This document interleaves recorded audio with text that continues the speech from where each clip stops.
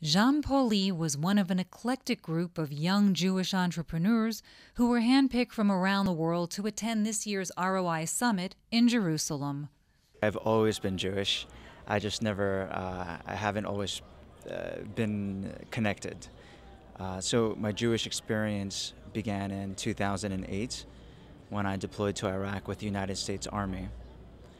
A buddy of mine, we were speaking in Spanish, and he asked me what my second last name was, what my mother's maiden name was, and I responded that my mother's maiden name was Sarah Cohen.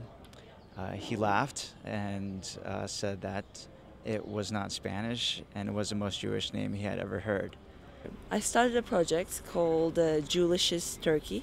The Jewlicious, it's a blog, the original one, it's an American blog, which also does festivals, a Jewish blog obviously. And I started this for Turkey. We're a very small community, around between 450 and 550 people, not families, individuals, with an average age of 58, 60 years old. Most of them finish high school and they go abroad, and then the parents will follow them.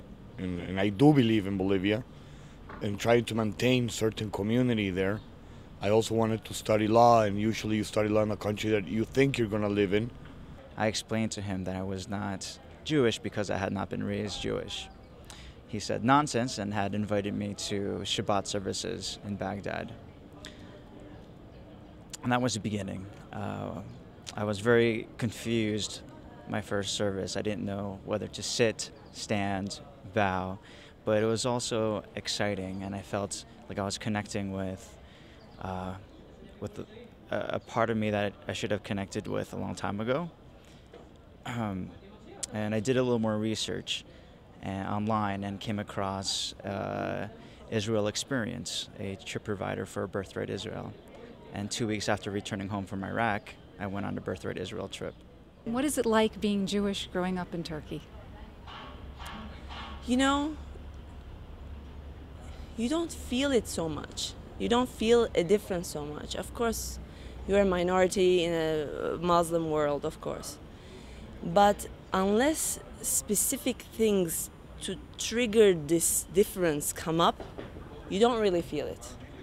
Let's say something happens with Israel, right?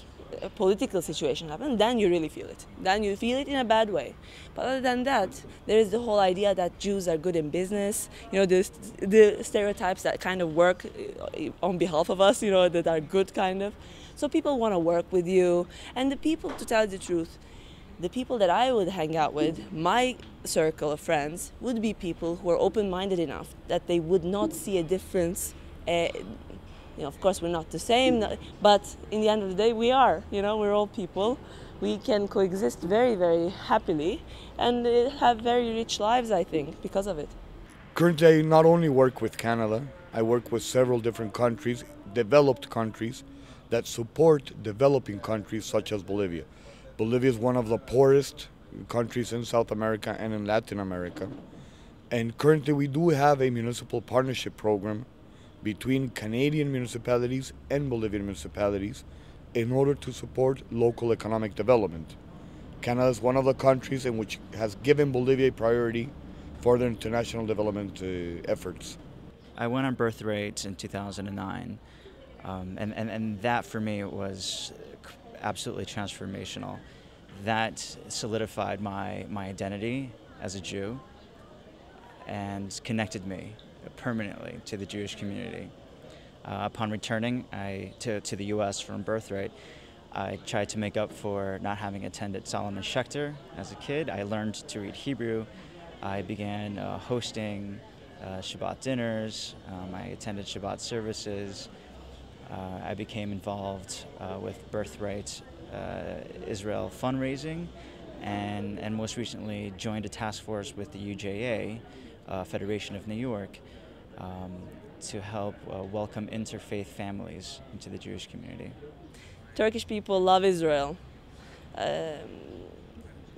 And they've kind of made a clarification between a Jew and Israeli kind of a thing. The Prime Minister is using this format to kind of embrace us. which, has its ups and downs, I guess. But